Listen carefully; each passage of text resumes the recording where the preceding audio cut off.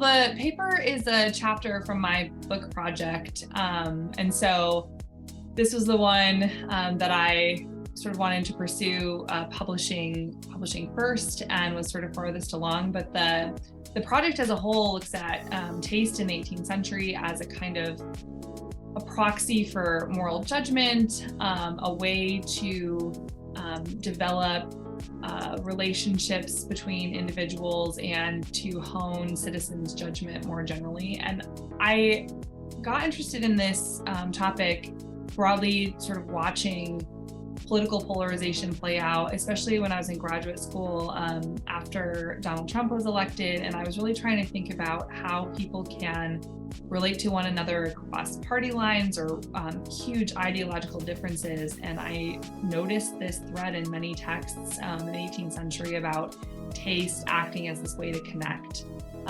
people. And I've also just always found theories of judgment interesting, like how people are making decisions and how they relate those decisions to one another when there has to be some kind of group or collective component to decision making.